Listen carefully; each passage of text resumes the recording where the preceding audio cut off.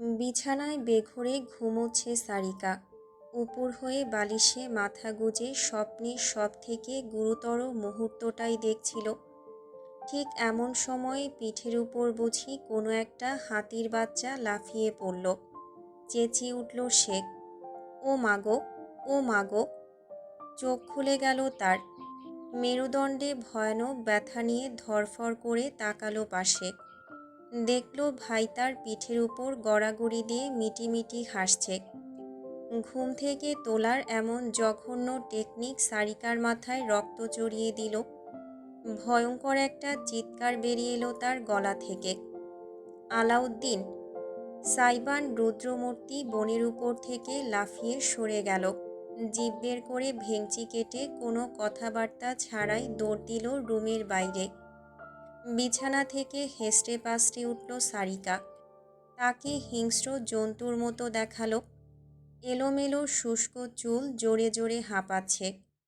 ওই অবস্থায় ক্ষোভে চেঁচাতে লাগলো সে, আজকে তোর একদিন কি আমার একদিন! অত বড় দামড়া ব্যাটা চুনো পুঁঠির উপর লাফিয়ে পড়লে পুঁঠির প্রাণ থাকে? ওই দাঁড়া তুই, দামড়া! সাইবানের পিছনে ছুটে গেল সে। দুই ভাই বোনের পদশব্দে মুখরিত হলো চারপাশ। সাইবান যে গতিতে দৌড়ে চলেছে তাতে তাকে ধরা মুশকিল। সরু করিডোর পেরিয়ে ঝপাত করে সে বসার ঘরের দিকে চলে গেল। পিছনে দৌড়ে এলো সারিকা। ওই হাতির নাতি, আজকে তোকে 54.5টা থাপ্পড় দিয়ে তবেই আমি। আহ! সারিকা এত জোরে প্রাণপণ ছুটছিল যে দিকবেদিক কোনো কিছু জ্ঞানই ছিল না। সে খেয়ালও করেনি। শুধু নিজের মুখের উপর আঠালো পলিথিনের মতন কিছু জাপটে বসতে অনুভূত করল সে। করিডোর থেকে বসার ঘরে যাওয়ার দরজার ফ্রেম জুড়ে বর্ণহীন স্কচ টেপ পেঁচানো ছিল। সারিকা এসে সপাত করে জালে ধরা পড়া মাছের মতন সেটাতেই গোত্তা খেয়েছে। স্কচ টেপ জড়িয়ে গেল তার সমস্ত মুখে। সঙ্গে বেরিয়ে এলো আর্তনাদ, আহাম্মকের ঠেলাটা, মম! কিন্তু সামিয়া যে এখানে নেই। সারিকার রীতিমতো কাদো কাদো হয়ে মুখোশের মতন মুখে তার চুলে জড়িয়ে যাওয়া স্কচ টেপ টানাটানি করতে করতে বসার ঘরে এসে পড়ল। তখনই সম্মিলিত কণ্ঠস্বর প্রতিধ্বনিত হলো, সারপ্রাইজ! সারিকা স্কচ টেপ টানা থামিয়ে প্রসারিত দৃষ্টিতে সামনে তাকাতেই জমে গেল। বাড়ির বসার ঘরটাকে ক্ষণিকের জন্য চিনতেই পারল না সে। চারিদিকে ঝুলছে রঙিন কাগজের কাটা ঝালর। দেয়াল জুড়ে বেলুন আর জরি ফিতা। একপাশে বড় একটা পোস্টার টাঙানো। তাতে কাটাকুটি করে লেখা হয়েছে, আজকে আপদকে জন্মদিন। সারিকা হতবম্ব হয়ে গেল। সাইবানের কল্যাণে অনেক রোমহর্ষক জন্মদিনের সারপ্রাইজ তার আগেও পাওয়া হয়েছে। সেটা হোক তার বিছানায় ব্যাঙ ছেড়ে দেওয়া থেকে শুরু করে মিষ্টি কেকের বদলে স্পাইসি কেকের অর্ডার দেওয়া। সব রকমের অত্যাচার সে এ যাবৎকাল সহ্য করে এসেছে। তবে এবারের জন্মদিনের এই পরিবেশনাটা তার হৃদয়ে অন্যভাবে কড়া নাড়ল। মেঝের একদম মাঝখান বরাবর দাঁড়িয়ে আছে মিসির, সাদা শার্ট আর কালো ফর্মাল প্যান্ট পরনে। হাত দুটো পিছমোড়া করে রাখা, চেহারায় প্রজ্বলিত খুশি। সে একা নয়, আশেপাশে দাঁড়িয়ে রয়েছে সুগন্ধা, তিতলি। অন্য পাশে ইরাম এবং অনুরাগ, সকলেই উপস্থিত। সুগন্ধার হাতে পার্টি স্প্রে, ইতিমধ্যে সেটা ছড়িয়ে ফেলেছে চারদিকে। ড্যাব ড্যাব করে চেয়ে রইল সারিকা। কয়েক মুহূর্ত কোনো কথা বলতে পারল না। মিসির কয়েক পা এগিয়ে এলো, মৃদু হাসি নিয়ে বলল, হ্যাপি বার্থডে সারিকা। স্বামীর দিকে নিষ্পলক তাকিয়ে থাকতে থাকতে নিজের বাহ্যিক অবস্থার কথা বেমালুম ভুলে গেল সারিকা। তবে বাকিরা ঠিকই দেখল তাকে। দেখে হাসি চেপে ফেলল নিজেদের। পাখির বাসার মতন চুল, চেহারা আর মাথায় জড়ানো স্কচ টেপ। একদম অসাধারণ সাজসজ্জা। শুধু মাথায় ডিম ভাঙার কমতি ছিল। সারিকা মিসিরের দিকে চেয়ে বুঝি হারিয়ে গিয়েছিল ক্ষণিকের জন্য। কিন্তু কানে ভেসে এলো, আরে শুভ নববর্ষ অ্যাসাইলামের পাগলিটা। কোত্থেকে সাইবান উদয় হয়ে পেছন থেকে সারিকাকে জাপটে ধরে তার মুখে এক খাবলা সাদা সাদা কি যেন ঘষে দিল। ইয়াহ, ছাড়, ছাড় বলছি। মুখে ঢুকে গেল সব। জিভে লাগতেই সারিকা টের পেল ওটা হুইপড ক্রিম। দুই ভাই বোনের ধস্তাধস্তি দেখে হাসল সবাই। অবশেষে সারিকা যখন ছাড়া পেল তখন তার অবস্থা বিধ্বস্ত প্রায়। তাই ছাড়া পেত না। নেহায়েত মিসির হস্তক্ষেপ করল। সারিকার কাঁধে হাত রেখে কাছে টেনে সাইবানের থেকে উদ্ধার করে বলল, ব্যাস, অনেক হয়েছে শালাবাবু। তোমার মতন একটা পাঁঠা আমার আধ শুকনো বউটার টুটি টিপে ধরলে ওর কিছু থাকে? সাইবান গর্জে উঠল তৎক্ষণাৎ, আমি পাঁঠা? বেশ, আমি পাঁঠা। নিজে তো একটা ঢ্যামরা পাটকাঠি। বাতাস আসলে উত্তর থেকে দক্ষিণে গিয়ে পড়বেন। আলাদিন, মৃদু গলায় সতর্ক করল ইরাম, কিন্তু মিসিরের চেহারায় বিরাট হাসি ফুটল। সে এসবে অভ্যস্ত। হাসতে হাসতে সে বলল, বলতে দাও, বলতে দাও আমার শালাবাবুকে। উনি যে খাস শয়তানের শিষ্য এটা সবাই জানে। হ্যাঁ, আমি আপনার শিষ্য। আপনার পদধূলি পরাণে মেখে চলি। অট্টহাসিতে ফেটে পড়ল চারপাশ। সারিকার জন্মদিনের শুরুটা এমন নাটকীয়ভাবেই হলো। শেষমেশ বেচারিকে গোসল করে কাপড় পাল্টে তারপর আসতে হলো। কেক কাটা হলো। ইরাম এবং সুগন্ধা দায়িত্ব নিয়ে সব কাজকর্ম করল। প্লেটে প্লেটে খাবার সাজানো হলো, ঠিক যেমনটা করে অধিকাংশ ছেলেমেয়েরাই নিজেদের ছোটবেলায় জন্মদিন পালন করে এসেছে।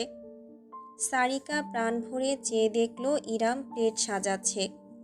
কেক, মিষ্টি, চানাচুর, ফল, বাদাম ভাজা, পাঁপড়, চিপস, ওয়েফার এবং চকলেট দিয়ে, সঙ্গে সোডা। আমি কখনো ভাবিনি ছোটবেলার পর আর কখনো এভাবে বাচ্চাদের মতন করে জন্মদিন পালন করা হবে। সারিকার পাশেই দাঁড়িয়েছিল মিসির। সে শুনল স্ত্রী কি বলছে। আমি যখন ছোট ছিলাম মম আর ড্যাড এভাবেই আমার জন্মদিন পালন করত। এখনকার মতন তখন আমাদের এত ধন দৌলত ছিল না, কিন্তু আবেগ ছিল প্রচুর। প্রতিবেশী সব বাচ্চাদের দাওয়াত দেওয়া হতো। মম সব নাস্তা নিজের হাতে বানাতো, সঙ্গে সকলের জন্য বিরিয়ানি। বর্তমানের উচ্চবিত্ত পার্টিগুলোর মতো এত জৌলস গিফটের বহর আর চাকচিক্য জগৎ তখন ছিল না। অথচ আজও সেই সব স্মৃতি আমার মনে গেঁথে আছে। জানি, তুমি আগেও একবার বলেছিলে, নরম গলায় বলল মিসির। সারিকা পাশ ফিরে তাকালো। পুরুষটির শান্ত মুখচ্ছবি দেখা গেল। আগে কখন বলেছে তার নিজেরই মনে নেই, তবে মিসিরের মনে আছে। তাহলে কি আজকের দিনটা সেভাবেই পরিকল্পনা করেছে স্বামী তার? সারিকা জানে না কেন তার ভেতরে অদ্ভুতরে একটা অনুভূতি হলো। এত এত নিঃস্বার্থ আবেদনের ভার সে কিভাবে বইবে? অজান্তেই তার নয়নজোড়া খুঁজে নিল ভিন্ন এক অস্তিত্বকে। সুগন্ধা এক হাতে একত্রে 3টা প্লেট নিয়ে যাচ্ছে বলে সোফা থেকে উঠে তাকে সাহায্যের জন্য হাত বাড়িয়ে দিয়েছে অনুরাগ। দৃশ্যটায় আঠার মতন চোখ আটকে গেল তার। খেয়ালই করল না তার স্বামীও ঠিক একইভাবে বিষণ্ণ দৃষ্টিতে চেয়ে আছে তারই দিকে। ইজান ঘুম থেকে উঠে গিয়েছে, তাই উপরতলা থেকে ছেলেকে নিয়ে নিচে নেমে ইরাম খেয়াল করল এখন গিফট দেওয়া নেওয়ার পর্যায়ে চলছে। তিতলি হেসে একটা বক্স ধরিয়ে দিল সারিকার হাতে। হ্যাপি বার্থডে আপু, দিন দিন আরও সুন্দর হয়ে যান, আর দুলা ভাইয়ের মাথা খান এই দোয়াই করি। পাজি মেয়ে। হালকা ধমক দিয়ে হাসল সারিকা। বক্সটা খুলল। ভেতরে বিশেষ ডিজাইনার কামিজ এবং একজোড়া ম্যাচিং হিল।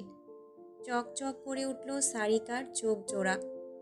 ওয়াও, এটা কি সুন্দর! Thank you Titli. এটা কিন্তু আমার নিজের ডিজাইন করা, লেটেস্ট, একদম ওয়ান পিস করেছি, শুধুমাত্র তোমার জন্য। তুমি অনেক ট্যালেন্টেড তিতলি। এটা খুব সুন্দর, সত্যি আমার ভীষণ পছন্দ হয়েছে। থ্যাঙ্কস। মুচকি হাসল তিতলি। এবার এলো সুগন্ধা, গলা খাকারি দিল। ওড়না ধরে আঙুল পেঁচিয়ে যাচ্ছে সে। ওই মানে আফাজান, আমি মানে, ইতস্তত করল সে। এত দামি চাকচিক্যের মাঝে নিজের উপহার নিয়ে বোধহয় অস্বস্তি বোধ করছে। বুঝতে পেরে সারিকা হাত বাড়িয়ে দিল। দে, এক্ষুনি আমার গিফট দিবি, আমি কোনো কথাই শুনব না। সুগন্ধার গাল লাল হয়ে উঠল। দুই হাত এগিয়ে একটা ছোট্ট প্যাকেট সারিকাকে দিল সে। প্যাকেট খুলতেই ভেতর থেকে চুড়ি বেরিয়ে এলো। হাতে ডিজাইন করা রেশমি সুতার উপর পাথর বসানো চুড়ি। অদ্ভুত হলেও সত্য, তিতলি যে কামিজ দিয়েছে সেটার রঙের সাথে চুড়িগুলো বেশ মানিয়েছে। চোখ কপালে তুলে ফেলল সারিকা। ওয়াও, তুই এসব কবে শিখলি রে মেঘ? লজ্জা পেল সুগন্ধা। ওই মানে, বরিশালে আসার আগে বানাইছি। জানতাম আপনার জন্মদিন মাঝখানে পড়বে। আমার হাত অত ভালো না, কিছু মনে কইরেন না। হাত দুটো কেটে আমায় দিয়ে দে, কিছু মনে করব না আর। খিলখিল করে হেসে উঠল সবাই। সত্যি রে, এটা অনেক সুন্দর হয়েছে। এখন থেকে আমার জন্য বানিয়ে রাখবি। তোর থেকে চুরি করে নিয়ে যাব কিন্তু প্রতিবার। আচ্ছা আফা, নিয়েন। ভীষণ খুশি হলো সুগন্ধা। তার সামান্য উপহারে সারিকা এত খুশি হবে ভাবেনি সে। সত্যিই বেশ সুন্দর হয়েছে। আমার মাও এমন চুড়ি খুব পছন্দ করে। অনলাইন থেকে নিয়েছিল কিছুদিন আগেই, কিন্তু সেগুলোর থেকে তোমার ডিজাইন অনেক ইউনিক লাগছে, মন্তব্য করল অনুরাগ। বুকে দুই বাহু বেঁধে সে সারিকার হাতে পরে নেওয়া চুড়িগুলো দেখছে। সুগন্ধা মাথা কাত করে তাকালো। যেটুকু লজ্জাবোধ ছিল সেটুকু উবে গিয়ে সম্পূর্ণ ভিন্ন একটা অনুভূতি ভর করল তার বুকের ভেতর। ঠোঁটে ঠোঁট চেপে সেই উত্তাল আবেগটুকু নিয়ন্ত্রণ করল সে। বলল, আমি আপনার মায়ের জন্য একজোড়া বানিয়ে দিবনে। না না, আমি তো এমনিতেই। আপনি যখন মুখ থেকে বাহির করছেন তখন আপনাকে নিতেই হবে, নাইলে আমি রাগ করব। অনুরাগ থতমত খেয়ে গেল। ফ্যাল ফ্যাল করে চেয়ে দেখল সুগন্ধাকে। সে এমনিতেই কথাটা বলেছিল, তবে মেয়েটা এভাবে জোর করতে পারে ভাবেনি। শেষমেশ একটা নিঃশ্বাস ফেলে মুচকি হাসল সে। ঠিক আছে, দিও। এখন থেকেই বলে রাখতে পারি, আমার মা খুব খুশি হবে। সারিকা চুপচাপ দৃশ্যটা দেখল, কোনো মন্তব্য করল না। এবার এগোলো সাইবান। একটা পলিথিনের পুঁটলি শটান ছুঁড়ে দিল সে বোনের কোলে। সারিকা ঘাবড়ে গেল। পলিথিনটা দুই আঙ্গুলে এমন সতর্কভাবে তুলে ধরল যেন সেখানে নিষিদ্ধ কোনো বস্তু আছে। তীর্যক হাসল সাইবান। গাঞ্জা দেইনি, সুখে দেখতে পারিস। ছি, অসভ্য। ভাইয়ের বাহুতে চাপড় মেরে পলিথিনটা খুলে উপর করে সোফায় ঢালতেই চিৎকার দিয়ে একটা লাফ দিল সারিকা। ওই পাশে দাঁড়িয়ে ছিল অনুরাগ, তাই রমণীকে ধরে ফেলতে বাধ্য হলো সে। সাবধানে।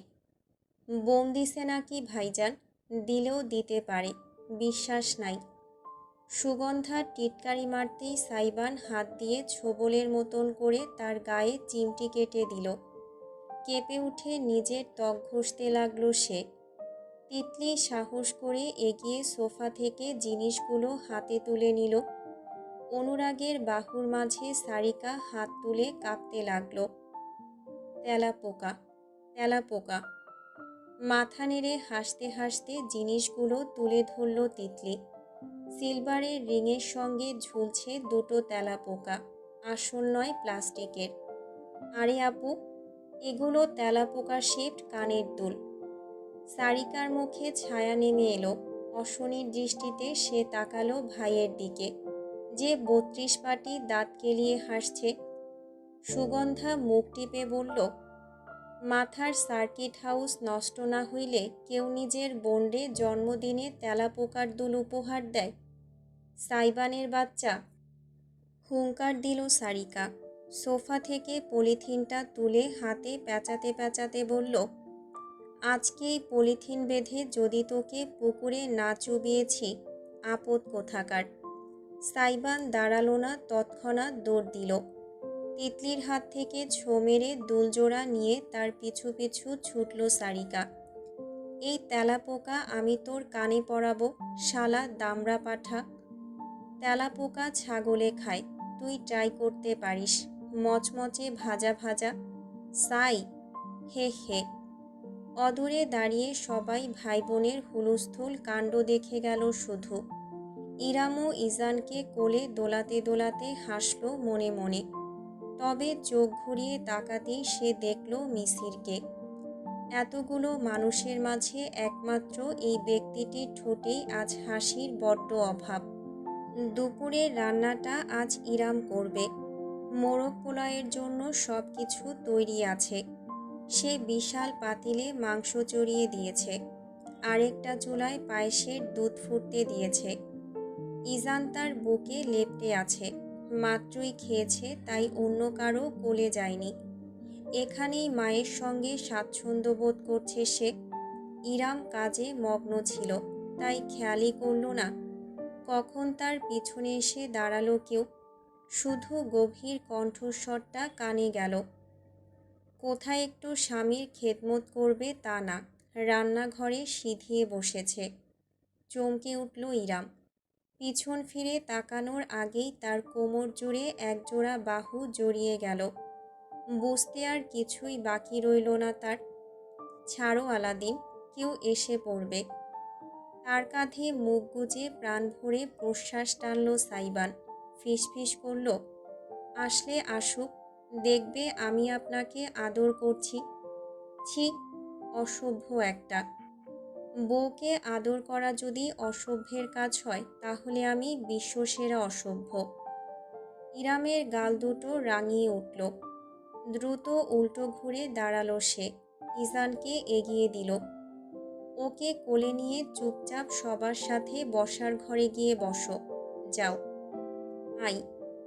ইজান নিজের ছোট ছোট হাত পা দুখানা নাড়িয়ে শব্দ করে উঠল।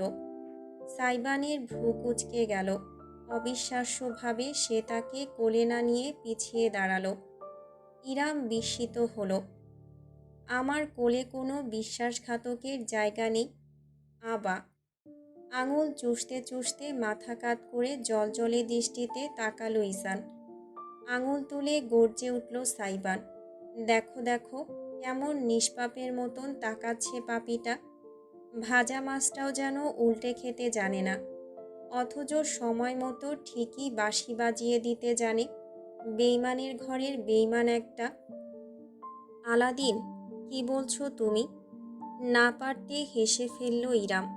ইজান পা দুইখানা ছুঁড়ে যেন প্রতিবাদ জানালো।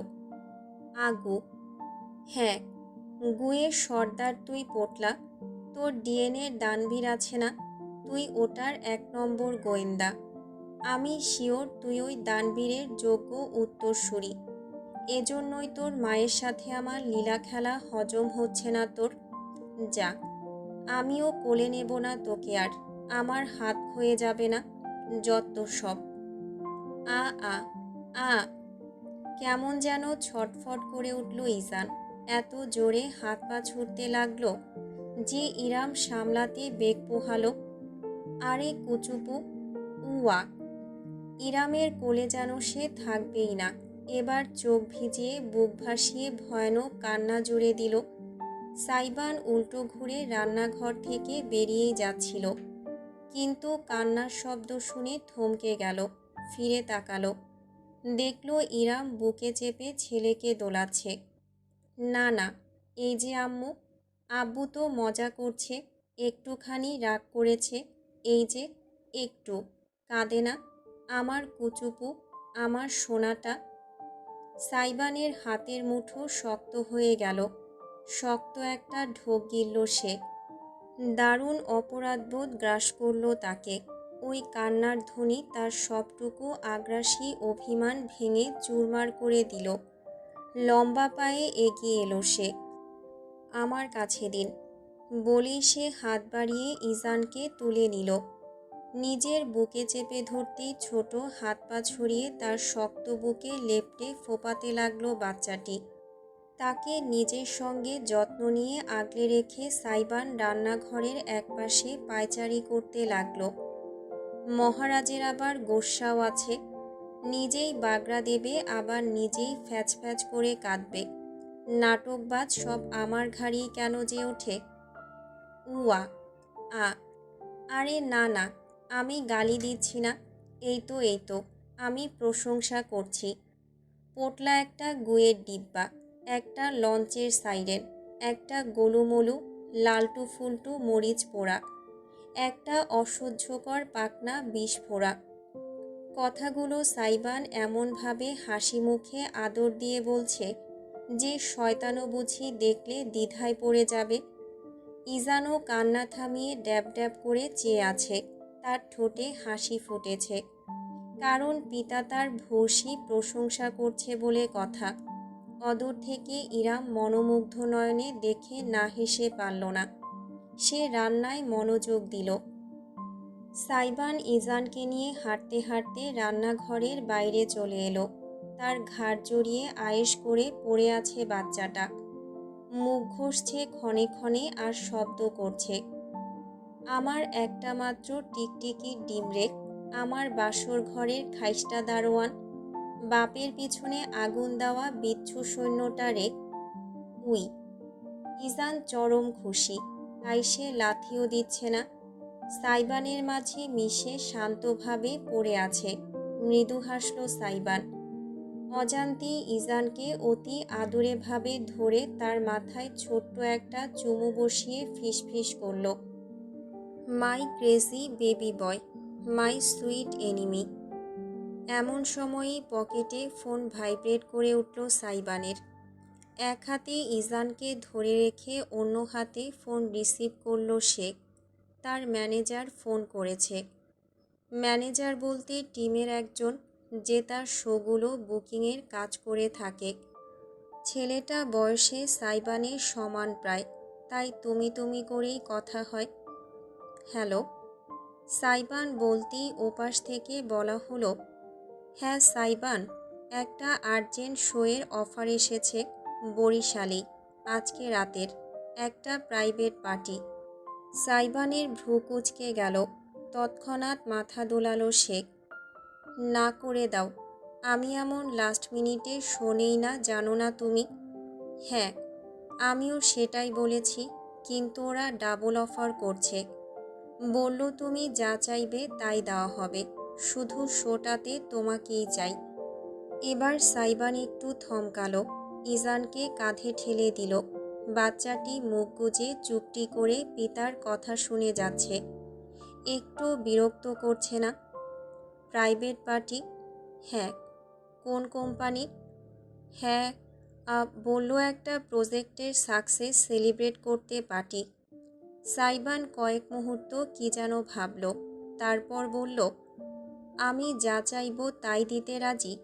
তাই তো বলল, ডাবল অফার করল, 7 লাখ চাও। ওপাশে পিনপতন নীরবতা, তারপর ভেসে এলো উত্তেজিত কণ্ঠস্বর। তুমি পাগল হয়ে গিয়েছ?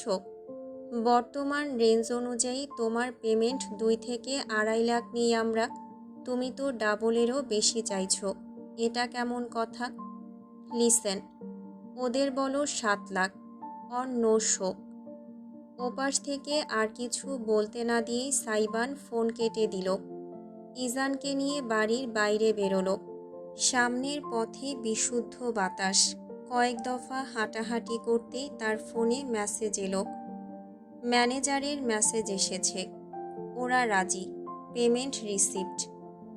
স্ক্রিনের মেসেজের দিকে তাকিয়ে তীর্যক হাসি ফুটল সাইবানের ঠোঁটে। ইজানকে দেখালো সে। কৌতূহলী হয়ে ড্যাব ড্যাব করে ফোনের দিকে চেয়ে রইল ছোট্ট ইজান। সাইবান বাঁকা হেসে বলল, তোর ডিএনএর দানবীর আমাকে দেখার আশায় একটু বেশি উতলা পোটলা।